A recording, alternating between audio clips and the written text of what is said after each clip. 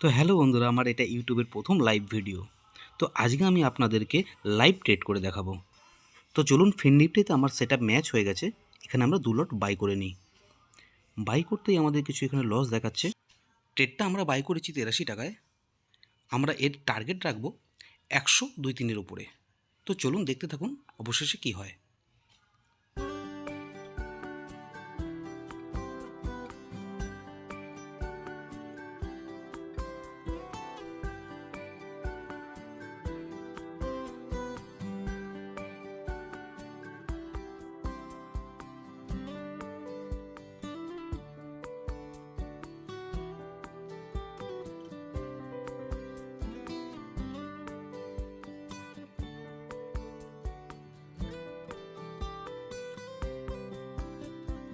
তো আমাদের এখানে টার্গেট চলে এসেছে।